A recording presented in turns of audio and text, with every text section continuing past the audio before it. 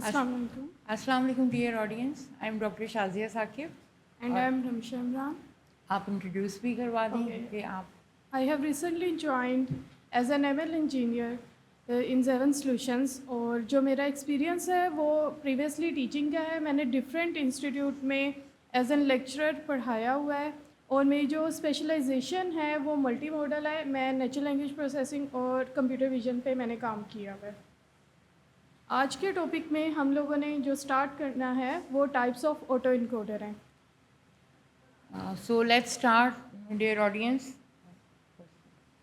जी, आप जानते हैं कि हम लास्ट लेक्चर में पढ़ चुके हैं, हमने वाइंड अप किया था CNN का टॉपिक, जिसमें हमने स्ट्राइड्स और पूलिंग और इस तरह से जो उसके बेसिक कॉन्सेप्ट्स थे उनको एक दफ़ा दोबारा रिव्यू किया था। और फिर हमने ऑटो इनकोडर के बेसिक कंपोनेंट्स की बात की थी। हमने 3 चीज़ों की बात की थी, एनकोडर, डीकोडर और लेटेंट स्पेस।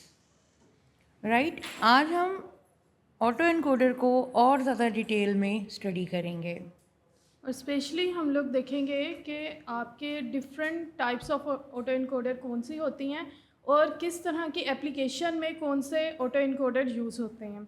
तो बेसिक आउटलाइंस जो है वो टाइप्स ऑफ ऑटो इनकोडर हैं, जिसमें सबसे पहले हम लोग वनीला ऑटो इनकोडर देखेंगे, देन डीनोइजिंग ऑटो इनकोडर, उसके बाद convolutional, then variational auto encoder. Auto encoders की बहुत सारी टाइप्स हैं, लेकिन हमने जो मोस्ट फ्रीक्वेंटली यूज़ में हैं हमने उनको चूज़ किया है। तो सबसे पहले और जो सबसे बेसिक ऑटो इनकोडर की टाइप है वो है vanilla auto encoder. Last lecture में आप लोगों ने जो ऑटो इनकोडर की बेसिक्स कवर की हैं वो सिंपलेस्ट ऑटो इनकोडर था और उसे हम लोग वनीला ऑटो इनकोडर कहते हैं। तो अगर हम इसकी डिटेल देखें तो क्या होता है कि आप लोगों के पास एक इनपुट इमेज होता है, या आप कह दो आपके पास न्यूरॉन्स हैं या कोई भी टेक्सचुअल डेटा है। आप उस इमेज को अपने इनकोडर को देते हो और इनकोडर क्या करता है, उसकी एक आउटपुट जनरेट करता है जिसे हम कहते हैं कि ये हमारी लेटेंट स्पेस है। अब हम लोगों ने लास्ट टाइम भी ये डिस्कस किया था कि लेटेंट स्पेस क्या होती है। बेसिकली आप लोगों का डाटा जो होता है वो बहुत ज़्यादा होता है, लेकिन लेटेंट स्पेस क्या करता है, उसकी कंप्रेस एक रिप्रेजेंटेशन बनाता है। उस कंप्रेस रिप्रेजेंटेशन को हम लोग अपने डिकोडर को देते हैं और डिकोडर क्या करता है, आपकी इनपुट जैसा ही इमेज जनरेट करके देता है। अब अगर मैं इस डायग्राम को देखूँ तो मुझे यहाँ पे कहीं पे लेबल नहीं यूज़ करने पड़ रहे, और ऑटो इनकोडर का हम लोगों ने जो बेनिफिट था वो यही देखा था कि हम लोगों के पास अगर लेबल अवेलेबल नहीं है आप ऑटो इनकोडर पे अपने डाटा को ट्रेन कर सकते हैं। ओके, तो सबसे पहला क्वेश्चन ये होता है कि जब हम लोगों ने CNN पढ़े थे तो हम लोगों ने CNN को कैसे ट्रेन किया था। अगर आप एक कैट एंड डॉग की क्लास को ट्रेन कर रहे हो और उसके अंदर आपका जो CNN का मॉडल है वो क्लासीफाई कर रहा है एक कैट के इमेज को एज अ डॉग, तो आप लोग क्या करते हो, आप एक क्रॉस एंट्रोपी लॉस बनाते हो और कहते हो कि नहीं, डॉग की प्रोबेबिलिटी को कम करो और कैट की प्रोबेबिलिटी को हाई करो। तो हम लोग ऐसे ट्रेन करते हैं। तो अगर हमारे पास वो कैट या डॉग का लेबल ही नहीं अवेलेबल है तो फिर हम लोग अपने डेटा को या अपने मॉडल को ट्रेन कैसे करेंगे। तो उसके लिए क्या होता है कि आपके ऑटो इनकोडर में जो लॉस फंक्शन यूज़ होता है उसे हम लोग कहते हैं रिकंस्ट्रक्शन लॉस। रिकंस्ट्रक्शन लॉस क्या होता है कि फॉर इंस्टेंस आप लोगों ने एक एक्स इनपुट दी और वो थी 80, आपकी उस 80 इनपुट की लेटेंट स्पेस आई और डिकोडर ने उसकी आउटपुट जनरेट की 30। ठीक है, तो आप लोग क्या करोगे, अपना डिफरेंस लोगे 80 और 30 के दरमियान और उसका स्क्वायर ले लोगे। ठीक है, जिसे हम कहते हैं मीन स्क्वायर एरर। ठीक है, तो हम लोग क्या करते हैं, हम लोग कोई लेबल नहीं यूज़ कर रहे, हमने 80 अपनी इनपुट को लिया और जो ऑटो इनकोडर ने आउटपुट दी उसे लिया और उसके एरर को हम लोग मिनिमाइज़ करने की कोशिश करते हैं। तो इसमें हमारे लेबल नहीं यूज़ होते, इसलिए ये अनलेबल डाटा पे आपका ट्रेन हो जाता है। अच्छा, एक बात मैं आपको वनीला ऑटो इनकोडर्स के बारे में बताऊं।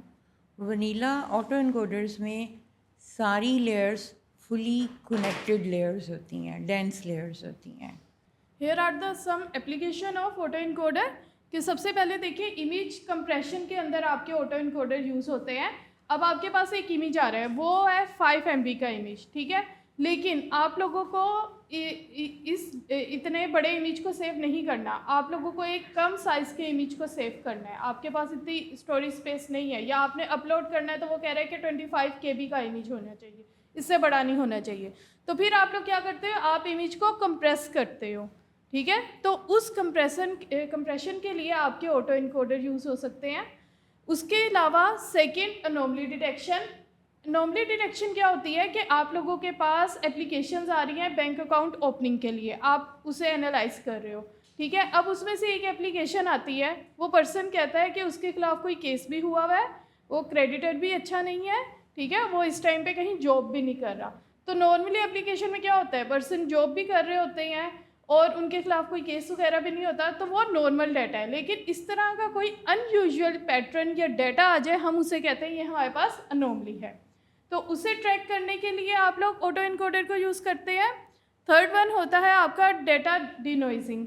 अगर डेटा डिनॉइजिंग को देखें तो आप लोगों के पास क्या है कि इनिशियल जो इमेज है उसमें क्या है, आपके पास कोई नॉइस है, कोई ब्लर है। जिस तरह आप अगर धूप में ले रहे हैं या कहीं पे इमेज ले रहे हैं और कोई रिफ्लेक्शन पड़ गई है तो इमेज का कुछ डेटा करप्ट हो जाता है, वो सही इमेज नहीं आता। उससे ओरिजिनल इमेज या सही इमेज रिट्रीव करने के लिए हम लोग ऑटो इनकोडर यूज़ करते हैं। उससे नेक्स्ट एग्जांपल है डायमेंशनलिटी रिडक्शन। फॉर इंस्टेंस, आपके पास डाटा है, एक एक्सेल शीट है, उस एक्सेल शीट में आप लोगों के पास 1000 कॉलम्स हैं। अब आप 10,000 कॉलम्स पे अगर अपने मॉडल्स की नोट्स बनाएंगे और उसे ट्रेन करने बैठेंगे तो वो एक टाइम टेकिंग टास्क होगा। आप कहते हैं भाई मुझे 10,000 डायमेंशंस की या कॉलम्स की ज़रूरत नहीं है, इसमें से जो इंपॉर्टेंट कॉलम्स है वो मेरे पास आ जाए, बाकी कॉलम्स जो है वो रिमूव हो जाए। तो आप उसके लिए क्या कर सकते हो, अपना ऑटो इनकोडर लगा सकते हो। वो क्या करेगा, उसका आप इनकोडर पार्ट लगाओ तो वो क्या करेगा, उन 10,000 में से जो इंपॉर्टेंट रिप्रेजेंटेशन है उनकी एक कंप्रेस फॉर्म आपको दे देगा। फॉर इंस्टेंस आप 10,000 करते हो और उसमें से 1000 आप इंपॉर्टेंट फीचर्स निकाल सकते हो और फिर आप उसे ट्रेन कर सकते हो। तो इस तरह आपका डाटा बहुत कंप्रेस हो जाएगा और आपके जो मॉडल्स होंगे उन्हें कंप्यूटेशनल कॉस्ट जो उसकी होगी वो कम हो जाएगी। डी-नॉइजिंग ऑटो एनकोडर्स, जैसा कि आपको डायग्राम बता रही है, आप कभी कॉन्शियसली और कभी ऑलरेडी आपकी इमेजेस में नॉइज़ मौजूद होता है। ऑटो एनकोडर्स में यूजुअली नॉइज़ को इंजेक्ट किया जाता है, ऐड किया जाता है। तो आपके जो लेफ़्ट साइड पे इमेज है आप देखें उसमें नॉइज़ है, आप उसको एनकोडर में से गुजारते हैं, फिर आप उसका एक कंप्रेस्ड वर्जन क्रिएट करते हैं जिसको कि आप लेटेंट स्पेस या बॉटलनेक भी बोलते हैं। और उसके बाद जब आप डीकोडर से गुजारते हैं तो आपको ये डायग्राम दिखा रही है कि आपका सारा नॉइज़ रिमूव हो चुका होगा, राइट।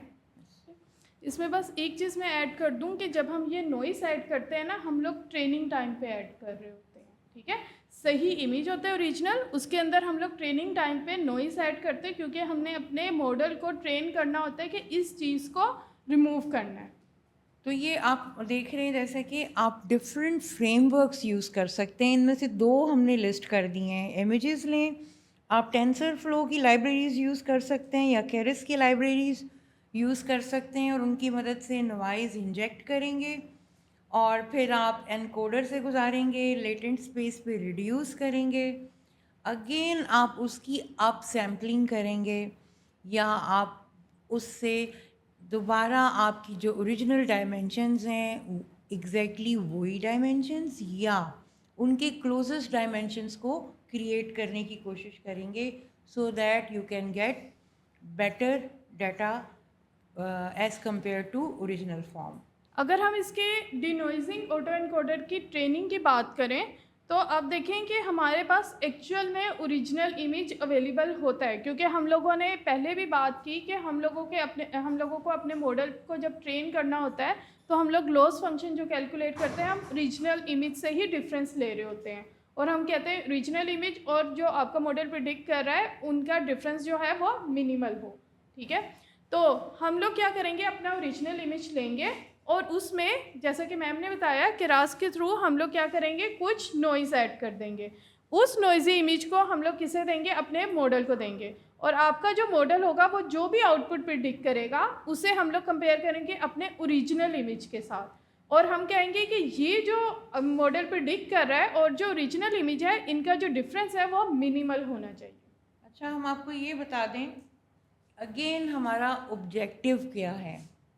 हमारा ऑब्जेक्टिव ये है कि ओरिजिनल डाटा और वो डाटा जो ऑटो इनकोडर ने क्रिएट किया है उनका डिस्टेंस मिनिमम हो। उसको मेजर करने के लिए जो लॉस फंक्शन आप यूज़ करते हैं उसको मीन स्क्वायर्ड एरर कहा जाता है। आप और भी यूज़ कर सकते हैं, लेकिन यूजुअली जो यूज़ किया जाता है that is mean squared error. अच्छा, ये ऑटो इनकोडर की एक बहुत ही खूबसूरत एग्जांपल है। आप ओरिजिनल इमेज देखें और जो टारगेट इमेज क्रिएट हुई है वो देखें। मेडिकल साइंस में सिर्फ माइनर सी प्रोसेसिंग के बाद आपको इतनी अफेक्टिव इमेजेस मिलती हैं जिनकी मदद से आप बड़ा इजीली डायग्नोसिस कर सकते हैं। सो मैम ओके, तो अगर आप देखें ये जो इनपुट इमेज है ये बहुत हैवी मशीन सिटी स्कैन का हमारे पास इमेज है, ठीक है। और इसे जब आप प्रोसेस भी करते हैं तो इस इमेज को लेने में एक अच्छा खासा टाइम भी लगता है, हाफ आवर के करीब या इस तरह कुछ। तो आप देखें कि इस इमेज को देख के हमें इतना कुछ इंसाइट्स नहीं मिल रही हैं, लेकिन अगर हम अपने ऑटो इनकोडर को लगा दें, वो इस इमेज को डीनॉइस कर दे और उसका एक बेटर वर्जन बना दे, तो आपकी जो डायग्नोसिस है वो और बेटर हो सकती है। और ये बहुत पावरफुल एप्लीकेशन है इन मेडिकल इमेजिंग। आप ये देखिए कि इसकी कितनी ज़बरदस्त एप्लीकेशंस हैं। एक सिंपलेस्ट एप्लीकेशन आपने देखी कि आप इमेज डीनॉइजिंग कर सकते हैं। एक और इसकी एप्लीकेशन ये है, आप ऑडियोज़ में जो नॉइज़ होता है उसको क्लीन कर सकते हैं। और इसकी एक और एप्लीकेशन ये है कि जो मशीन लर्निंग मॉडल्स हैं आपको उनको प्री प्रोसेस्ड डाटा देना पड़ता है। तो प्री प्रोसेसिंग में भी ऑटो इनकोडर्स आपको हेल्प आउट करते हैं। ठीक है, जैसा आप लोगों के पास कोई इमेज का डाटा है और वो इमेज है थोड़े करप्ट हुए हुए हैं, ठीक है, थर्मल नॉइज़ की वजह से या किसी भी उसके अंदर ब्लैक ब्लैक डॉट्स आ गए हैं, किसी भी वजह से आपके इमेज करप्ट हुए हुए हैं। अब आप क्या करो, आप पहले प्री प्रोसेसिंग करो, आप उसे अपने ऑटो इनकोडर पे उसकी एक प्रिडिक्शन लो, उसकी नॉइज़ रिमूव करो। अब वो जो इमेज होगा उसकी क्वालिटी बेटर होगी, और उस बेटर क्वालिटी इमेज को जब आप अपने किसी भी मॉडल को पास करेंगे तो वो उसकी ज़्यादा अच्छी आउटपुट देगा। अच्छा, आप बहुत तरह के नॉइज़ अपने सिस्टम को दे सकते हैं, या आप अपनी ओरिजिनल इमेज देखें और उसमें जब आपने salt and paper noise add किया तो इमेज को देखिएगा, उसमें ब्लैक डॉट्स ऐड हो जाएंगे, राइट। और इसी तरह से आप गॉसियन नॉइज़ अगर आप ऐड करेंगे तो उसमें भी एक आप देख सकते हैं कि किस तरह का नॉइज़ ऐड होगा। और जो लास्ट नॉइज़ है वो आप रैंडमली नॉइज़ ऐड करते हैं, जैसे वेव्स में स्पाइक्स होती हैं या इस तरह का नॉइज़ ऐड करते हैं और आपके पास स्पेकल नॉइज़ आ जाता है। जी मैम, आप जी, बता रहे मैं हैं। इसमें बस एक चीज़ ऐड करना चाहूँगी। सॉल्ट एंड पेपर नॉइज़ होती है कि आपके इमेज में वाइट एंड ब्लैक डॉट्स आ जाते हैं, उसे हम सॉल्ट एंड पेपर नॉइज़ कहते हैं, ठीक है। और जो गॉसियन नॉइज़ होती है वो क्या होती है कि आप इमेज की जितनी वैल्यू है, हमें पता है इमेज एक 2D अरे है, उसकी जितनी वैल्यू है उनका मीन लेके उसका मीन चेंज कर दे, वैल्यू में कोई छोटी छोटी वैल्यूज़ ऐड कर दे, तो क्या होगा कि आपका इमेज के कलर्स, शार्पनेस वगैरह चेंज हो जाएगी। तो उसे हम कहते हैं कि आपका गॉसियन नॉइज़ इमेज के अंदर ऐड हो गई है। और स्पेकल नॉइज़ जो होती है उसके अंदर हम क्या करते हैं, कोई पैटर्न, जैसा मैम ने बताया, हम कोई पैटर्न ऐड कर देते हैं स्पेसिफिक। अच्छा, ये वन ऑफ द एग्जांपल है कि आपके पास अगर ये एक टेक्स्ट लिखा हुआ है, स्पेशली ये एग्जांपल यूज़ होती है जब आपके पास कोई बहुत पुराने डॉक्यूमेंट्स हों, ठीक है, तो उसके अंदर क्या होता है कि बहुत साल पड़े रहने की वजह से उसकी जो इंक होती है वो कहीं से मिट जाती है, या वो डिजिट जो होते हैं आप लोगों के पास क्लियर नहीं होते हैं, तो आप वहाँ पे अपने ऑटो इनकोडर्स को यूज़ कर सकते हैं और आप उसकी जो रिप्रेजेंटेशन है या वो जो इमेज है उसकी क्वालिटी को बेहतर बना सकते हैं, ठीक है। और ये बहुत पावरफुल एप्लीकेशन है क्योंकि हम लोग जब भी अपने मॉडल को ट्रेन करते हैं हम डेटा में दो ही चीज़ें देख रहे होते हैं, एक क्वांटिटी और एक क्वालिटी, और ये आपके डेटा की क्वालिटी को इंक्रीज़ करता है। जी, आपने last week convolutional neural networks पढ़े और मैं सालों से उसके साथ काम कर रही हूँ और मेरा बिलीव भी है कि जिसको कॉन्वोल्यूशनल न्यूरल नेटवर्क समझ आ जाते हैं उसके लिए बाकी डीप लर्निंग का जर्नी आसान हो जाता है। अब आज हम बात करने जा रहे हैं कॉन्वोल्यूशनल ऑटो एनकोडर्स। आप इस डायग्राम को गौर से देखिए। अगर आप इसको गौर से देखें तो आपको लगेगा कि आप दो कॉन्वोल्यूशनल न्यूरल नेटवर्क्स यूज़ कर रहे हैं, दोनों की डायरेक्शन ऑपोजिट है। आप देखिए लेफ़्ट साइड पे आपको एक इनपुट इमेज दी जा रही है और राइट साइड पे आप उसकी सेगमेंटेशन करके, कलर्ड सेगमेंटेशन करके वो इमेज रिप्रेजेंट कर रहे हैं। तो कॉन्वोल्यूशनल ऑटो इनकोडर एक इम्प्रूवमेंट है या एक डेविएशन है वनीला ऑटो इनकोडर से। क्यों? अगर आप रिकॉल करें कॉन्वोल्यूशनल न्यूरल नेटवर्क्स को, तो हर लेयर पे हम डाटा साइज रिड्यूस कर रहे थे अगर हम पैडिंग नहीं यूज़ करते, राइट? आप इसको रिकॉल करें, हमने पैडिंग का जिक्र किया था। सो अगर आप पैडिंग नहीं कर रहे तो हर लेयर पे डाटा का साइज रिड्यूस हो रहा है। दूसरा, हर लेयर के साथ यूजुअली हम पूलिंग यूज़ कर रहे थे, तो पूलिंग भी आपके डाटा को रिड्यूस करती है। तो अगर आप इसको कंपेयर करें as compare to vanilla auto encoders, तो एक चेंज यहाँ पे ये है कि यहाँ पे आप कॉन्वोल्यूशनल न्यूरल नेटवर्क्स यूज़ कर रहे हैं। इसका अगर आप स्ट्रक्चर देखना चाहें तो ये आपके पास एक इनपुट इमेज है, राइट? और इसको आप ऑटो एनकोडर में फीड कर देते हैं, उसके एनकोडर पार्ट में, और आप देख रहे हैं कि हर थोड़ी देर के बाद आपकी जो लेयर्स हैं वो रिड्यूस हो रही हैं। ठीक है, साइज हर लेयर पे इमेज का जो डाटा है उसका साइज रिड्यूस हो रहा है। फाइनली वो इस शेप में आ जाता है जिसको आप लेटेंट स्पेस का या बॉटलनेक का नाम देते हैं। और आप ओरिजिनल डाटा देखें और आप जो आउटपुट है वो देखें। जी मिस। जी, तो आप देखें कि ओरिजिनल डाटा अगर ये इमेज है आप लोगों के पास और 32x32 शेप का इमेज है, ठीक है, या 28x28 का है, तो 784 उसकी डिमेंशंस बन गई अगर आप 28x28 को मल्टीप्लाई करेंगे। लेकिन जब आप लेटेंट स्पेस पे गए तो आप देखें कि ये बड़ी अच्छी रिप्रेजेंटेशन बनाई हुई है कि हर फीचर जो है वो क्या है, एक सेपरेट कलर है। तो अगर इसके अंदर इमेज के अंदर 5 या 7 कलर्स हैं तो आपकी इतनी बड़ी डिमेंशन थी उसे रिड्यूस करके एक छोटी डिमेंशन बना दिया गया। अब कन्वोल्यूशन क्या है, जो आप लोगों ने पढ़ा हुआ है, कॉन्सेप्ट आपने सारा पढ़ा हुआ है, बस आपने क्या करना है, आपने इसके अंदर पैडिंग नहीं करनी, ठीक है। तो आपके पास जो रिजल्ट आएगा वो साइज ऑटोमेटिकली आपका रिड्यूस होता जाएगा। तो आपने ऑलरेडी कोड किया हुआ है, आपने ऑलरेडी उस मॉडल को पढ़ा हुआ है, तो यू कैन विजुअलाइज कि आपका डेटा कितना ईजीली कंप्रेस हो सकता है। अच्छा, और डीकोडर वाले पार्ट में आप इसका रिवर्स प्रोसेस करते हैं। हम लोगों ने एक टर्म यूज़ की थी आप सैम्पलिंग, डीकॉन्वोल्यूशन की, ये दो टर्म्स हमने यूज़ की थी। एक तीसरी टर्म उसमें ऐड कर लें और उस टर्म का नाम है ट्रांसपोज्ड कॉन्वोल्यूशनल लेयर। ठीक है, ये भी क्या है, ये वही जो हम डीकॉन्वोल्यूशन की बात कर रहे थे, ये उसी का एक और नाम है, राइट? और हम करते क्या हैं कि हर लेयर पे साइज़ रिड्यूस करते इंक्रीज़ करते जाते हैं अनलेस और अनटिल हम उस साइज़ पे पहुंच जाएं जो हमारी रिक्वायरमेंट है। ये ओरिजिनल साइज़ भी हो सकता है, ओरिजिनल से ज़्यादा भी हो सकता है और ओरिजिनल से कम भी हो सकता है। एक सिंपल सी बात है कि ओरिजिनल से कम होगा तो दैट मीन्स कि आप डाटा कंप्रेस कर रहे हैं, अगर ओरिजिनली होगा तो दैट मीन्स कि जो आपके पास इनपुट डाटा आया था उसका साइज़ आप मेंटेन कर रहे हैं। जी मिस, कुछ आप ऐड करना चाहेंगी? मैं बस इसमें एक चीज़ ऐड करना चाहूँगी कि ये जो मैम ने कहा है कि आपके पास कम भी हो सकता है साइज़, ज़्यादा भी हो सकता है, तो देयर आर एप्लीकेशन जहाँ पे आपके पास इमेज बहुत छोटा है, आपको उसके अंदर से कोई इन्फॉर्मेशन नहीं मिल रही, आपको नेकेड आइट से भी देख के नहीं पता चल रहा कि वो कार है उसके अंदर या क्या एक्टिविटी हो रही है या क्या ऑब्जेक्ट है, तो उस टाइम पे आप कहोगे कि यार ये इमेज थोड़ा सा बड़ा होता ना तो ज़्यादा अच्छी इन्फॉर्मेशन आ जाती, ठीक है। तो उसके लिए आप इनकोडर की लेटेंट स्पेस जो है उसके अंदर नंबर ऑफ़ न्यूरॉन को बढ़ा सकते हैं ताकि उसके पास जो आउटपुट है वो पहले से ज़्यादा है, ठीक है, ज़्यादा ही इमेज बड़ा हो गया तो आपका तो काम हो गया।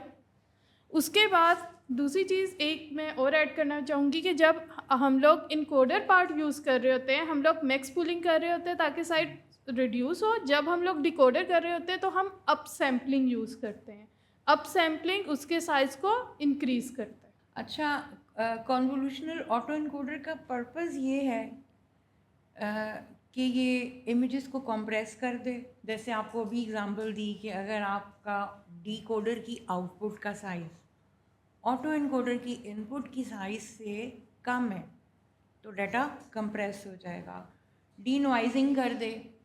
जब आप इस तरह से इतनी कॉन्वोल्यूशन लेयर से गुजारते हैं तो एक चीज़ जो अफेक्ट होती है वो नॉइज़ भी होता है, और आप कोशिश करते हैं कि इससे आप फीचर्स भी इस सारे प्रोसेस में, आपने पहले भी पढ़ा था जब CNN हम पढ़ रहे थे तो हम बता रहे थे कि हर लेयर पे कोई ना कोई फीचर आप एक्सट्रैक्ट कर रहे हैं। कभी आप एजेस एक्सट्रैक्ट कर रहे हैं, कभी आप कॉर्नर्स एक्सट्रैक्ट कर रहे हैं, और फिर एक पॉइंट आता है कि जब आप स्मॉल बॉडी शेप्स कर रहे होते हैं, राइट। अच्छा, अब एक और बात है, यही बात ना एडवांटेज में भी रिफ्लेक्ट हो रही है। It exploits spatial hierarchies. इसका क्या मतलब है? ये जो लेयर्स हैं ना, ये एक दूसरे से कनेक्टेड हैं लॉजिकली। एक लेयर पे हो सकता है कि आप एजेस को डिटेक्ट कर रहे हो, उससे नेक्स्ट लेयर पे आप कॉन्टूवर्स को डिटेक्ट करेंगे जो उससे एक लेवल ऊपर है। उससे ऊपर आप जैसे ईयर्स को डिटेक्ट कर लें, अगर कोई ऐसे ह्यूमन या एनिमल शेप है, तो करते करते तो इन सब में स्पेशियल हिरार्कीज़ होती हैं जो एक दूसरे से लॉजिकली कनेक्टेड होती हैं। फिर एक बात ये भी है कि ये रिड्यूस करता है नंबर ऑफ पैरामीटर्स और जनरलाइजेशन को इम्प्रूव करता है। अगर आपको याद हो तो आपको डॉक्टर शेराज बता चुके हैं जनरलाइजेशन होती क्या है। जो आपका अनसीन डाटा है ना, उस पर आप रिजल्ट्स को इम्प्रूव करना चाहते हैं, तो अगर आपको इम्प्रूव्ड रिजल्ट मिलते हैं तो इसका मतलब है कि आपका डाटा अच्छा जनरलाइज्ड है। आपका मॉडल ज़्यादा जनरलाइज मॉडल आपका, sorry I use wrong word, model आपका इस डाटा पे ज़्यादा जनरलाइज्ड आपको आउटपुट देता है। जी मैम, आप कुछ ऐड करेंगी? बस मैं इसमें एक चीज़ ऐड करूँगी, मैम ने बहुत अच्छा एक्सप्लेन किया है कि हिरारिकल फ़ीचर क्या है कि मतलब कुछ आपके पास लो लेवल फ़ीचर होते हैं, कुछ हाई लेवल। लो लेवल समझो कि अगर मैंने किसी का फेस या कोई कार डिटेक्ट करनी है, अब उस कार में डोर्स हैं, टायर्स हैं, ठीक है, स्टीयरिंग है, तो वो क्या है, उसके लो लेवल फ़ीचर है, छोटी छोटी चीज़ें ना। और अगर मैंने डिटेक्ट करना है कि ये कार है तो वो उसका हाई लेवल फ़ीचर है। तो ये हिरार्की पूरी के लो लेवल और हाई लेवल को हम हिरारिकल फीचर्स कहते हैं। ऑल राइट, अगेन पहले की तरह जो रिकमेंडेड, वैसे तो आप अपनी भी एरर फंक्शन डिज़ाइन कर सकते हैं, ठीक है। रिकंस्ट्रक्शन एरर या रिकंस्ट्रक्शन लॉस का हमने इसको नाम दिया था, लेकिन ज़्यादातर जो यूज़ होता है mean squared error function use होता है। अगेन हमारा ऑब्जेक्टिव ये है कि हम एरर फंक्शन को जो है वो रिड्यूस करें, उसकी वैल्यू मिनिमम इस चीज़ को इंडिकेट करती है कि आपका मॉडल अच्छा परफॉर्म कर रहा है। जो आपकी मॉडल से एक्सपेक्टेशन थी उसको वो एज इट इज़ आपको दे रहा है। आप देख रहे हैं लेफ़्ट साइड पे आपके एक एनकोडर है और राइट साइड पे डिकोडर है और दरमियान में लेटेंट स्पेस है। आप देख रहे हैं कि हमारा जो स्टार्टिंग पॉइंट है वो 28x28 की इमेज है।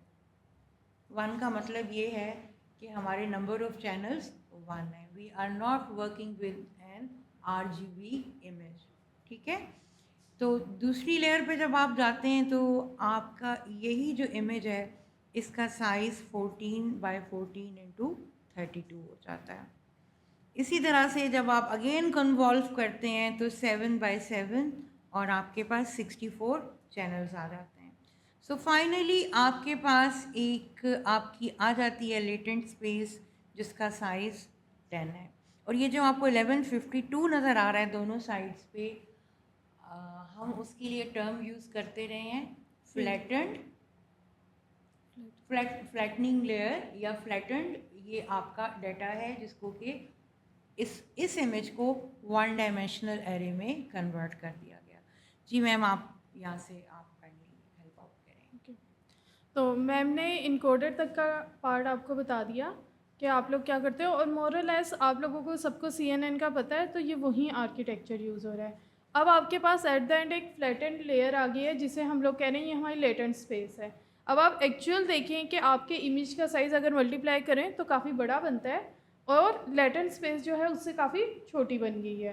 अब यही लेटेंट स्पेस या यही रिप्रेजेंटेशन मैं अपने डिकोडर को दूंगी। तो डिकोडर की फर्स्ट इनपुट जो है वो वही साइज़ है जो कि हमारे पास आउटपुट साइज़ है डिकोडर का, ठीक है।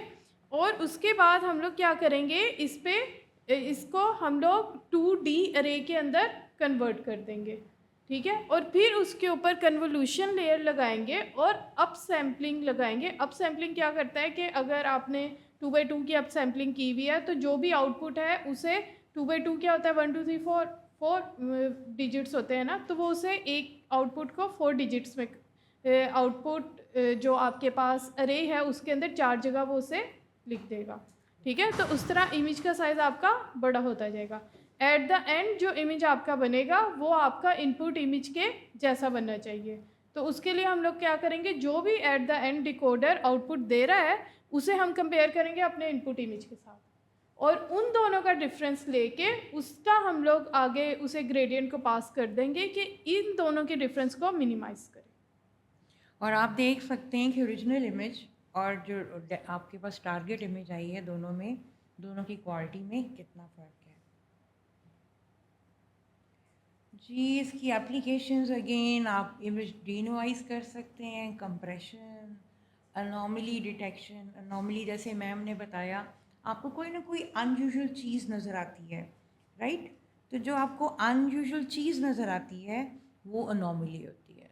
ह्यूमन मूव कर रहे हैं और उनका कोई ऐसा एक्शन है जो अनप्रेडिक्टेड है, मतलब जो कि अनएक्सपेक्टेड है, तो वो अनोमली है। किसी ने पॉकेट में हाथ डाला और गन निकाली, तो so this is an anomaly. एक पेशेंट है, वो मूव कर रहा है और मूव करते करते गिर पड़ा है, तो अब वो एक्सपेक्टेड एक्शन नहीं था, तो that is anomaly. Yes miss. Okay, pulling हमने आपके पास मल्टीपल टाइप्स की होती है।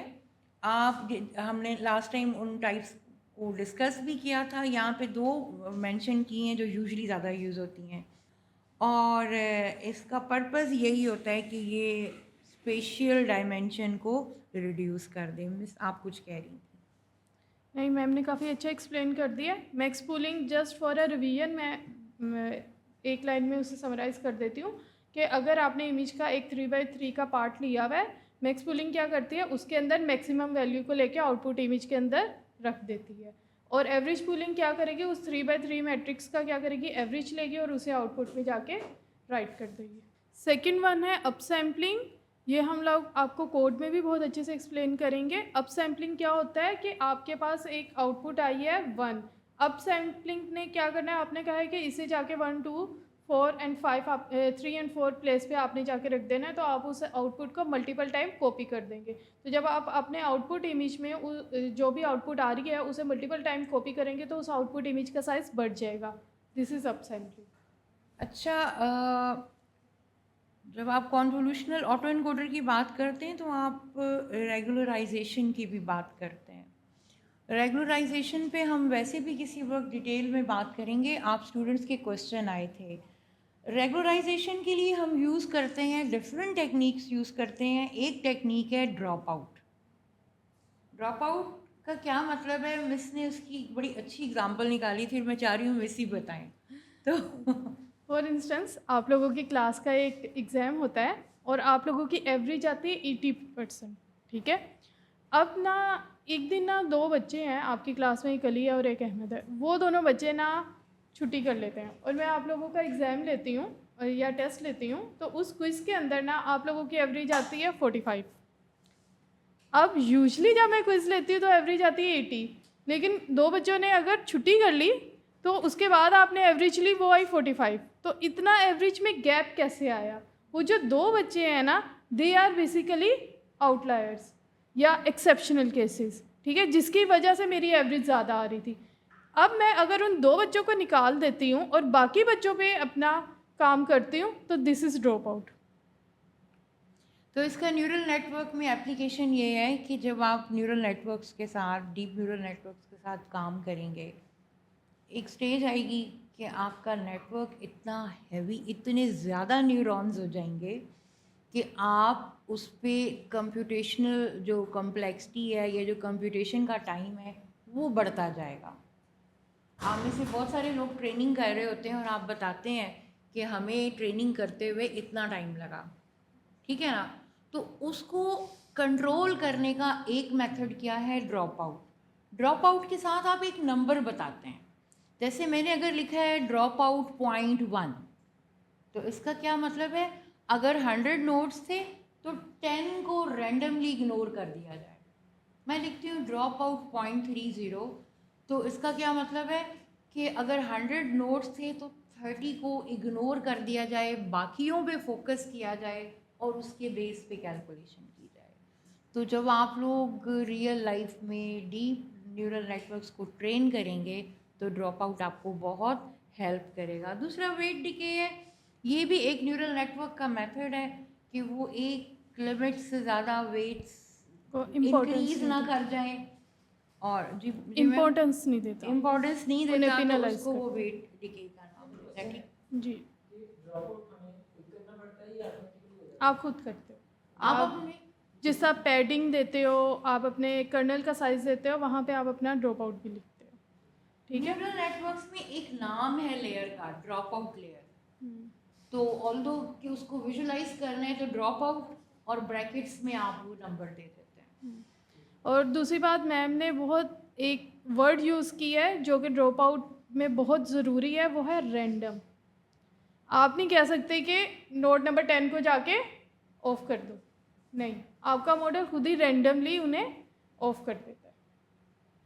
जी, हाइपर पैरामीटर्स से आप फेमिलियर हैं, ये number of filters, size of filter, number of neuron और स्ट्राइड और लर्निंग रेट, आपका ऑप्टिमाइजेशन फंक्शन, इस तरह की चीज़ें होती हैं। सो एनीवे यहाँ पे भी आप उनको यूज़ कर रहे होंगे। तो आपका ऑटो एनकोडर कितना अच्छा परफॉर्म करेगा वो डिपेंड करता है कि आपने क्या आर्किटेक्चर यूज़ किया है, ठीक है, कितनी लेयर्स हैं, किस टाइप की हैं, और आपने उनकी कितनी हाइपर पैरामीटर ट्यूनिंग की है। जब आप काम शुरू करेंगे ना, तो जो आप पहला मॉडल है शायद वो 2-3 दिन में बना लेंगे, तो फिर 2-3 दिन में काम क्यों नहीं ख़त्म होता। तो ये इन एलिमेंट्स को, अपने मॉडल को इम्प्रूव करते करते करते आप इन चीज़ों पे फोकस कर रहे होते हैं और आप रेगुलर आपका मॉडल इवॉल्व कर रहा होता है। Yes, okay. उसके बाद एक ये बहुत पावरफुल टाइप है ऑटो इनकोडर की, जिसे हम कहते हैं वेरिएशनल ऑटो इनकोडर। आजकल एक टर्म बहुत ज़्यादा यूज़ हो रही है और अब तो बच्चों को भी पता है कि जनरेटिव एआई, हर कोई बच्चा कह रहा होता है, बहुत हाइप है जनरेटिव एआई, ठीक है। तो जनरेटिव एआई का जो सबसे ज़्यादा बेसिक मॉडल है उसे हम कहते हैं वेरिएशनल ऑटो इनकोडर। अच्छा, जनरेटिव एआई होता क्या है?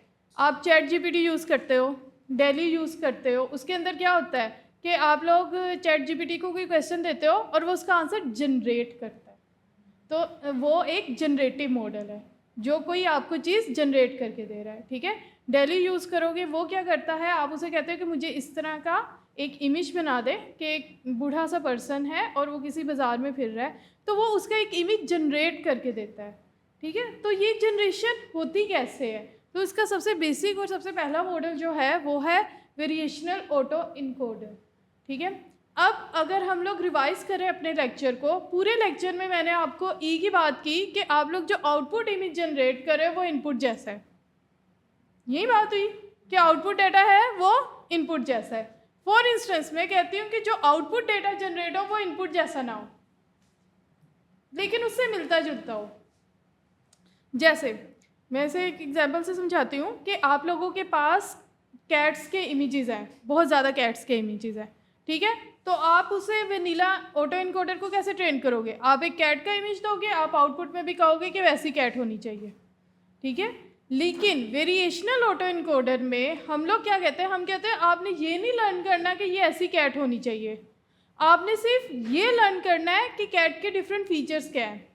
जैसे कैट के फर हैं, कैट वो एक किटन है या कैट है, मतलब किस एज ग्रुप की है, उसकी आइज़ कैसे होती हैं, उसके ईयर्स कैसे होते हैं। हम लोग बजाय ये लर्न करवाने के कि वो एग्जैक्ट वो चीज़ लर्न करे, हम कहते हैं भाई इसके फीचर्स लर्न करो क्या है, ठीक है। अब एक वाइट कैट आई, उसने उसके फीचर लर्न किए, एक ब्राउन आई, उसके फीचर लर्न किए, फिर एक ब्लैक कैट आई, उसके फीचर लर्न किए।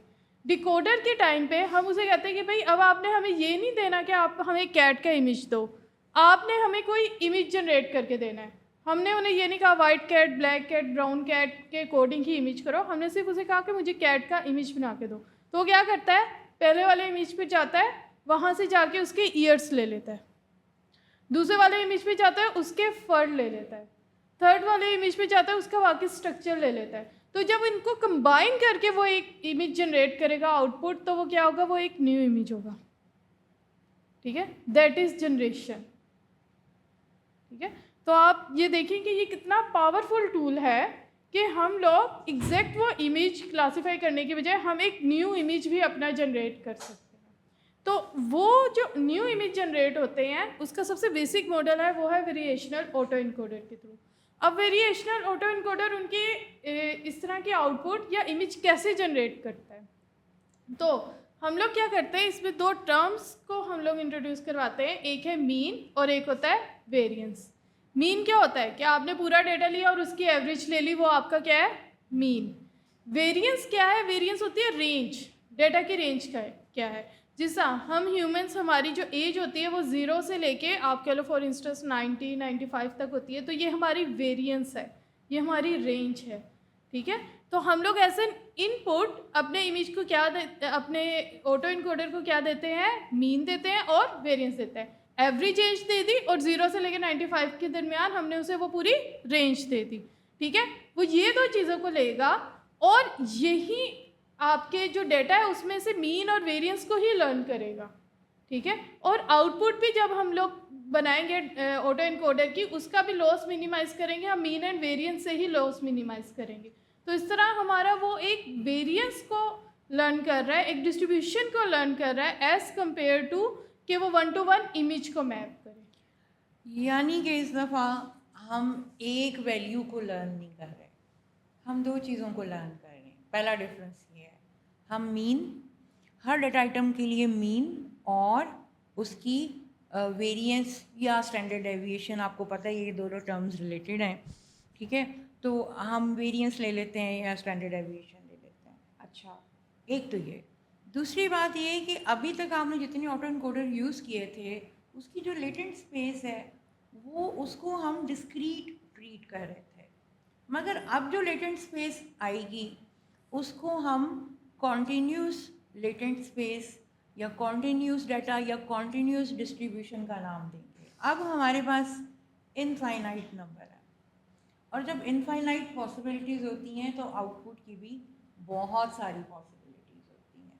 सो अब हम जो काम जो किया जा रहा है वो ज़्यादा वेरिएशनल ऑटो इनकोडर के साथ किया जा रहा है। ये आप देख रहे हैं कि पहले हम सिर्फ एक चीज़ लेते थे, हमारी लेयर्स होती थी न्यूरल नेटवर्क की, जो कि Aahista Aahista data size reduce होता था। तो अब जो लेटेंट स्पेस है ना उसमें से हम दो चीज़ें उठा रहे हैं, एक आप वेरिएंस उठा रहे हैं और एक आप मीन उठा रहे हैं, और फिर इसी तरह से आप जो है वो दूसरी साइड पे आप back to the original size आने की कोशिश करते हैं। जी मैम, यहाँ पे बस एक चीज़ ऐड कर दूँ, मैम ने कहा कंटिन्यूस। कंटिन्यूस क्यों है, क्योंकि मीन आप किसी का निकालते हो तो मीन पॉइंट्स में वैल्यूज़ आती हैं। ठीक है ना, वो कभी भी नहीं कहेगा कि इसकी मीन कोई एक मतलब कोई लेबल हो जाए ना, कंटिन्यूस डेटा होता है। और वेरिएंस भी सेम एज कंटिन्यूस डेटा होता है। अब आपके पास अगर मीन पड़ा है, ज़्यादा सारे मीन्स पड़े हैं, ज़्यादा सारे वेरिएंस पड़े हैं, आप कहीं से किसी का मीन उठा लेते हो, कहीं से वेरिएंस उठा लेते हो, और उस पर जब आप अपना डेटा बना रहे हो या आउटपुट बना रहे हो तो वो चेंज ही होगी।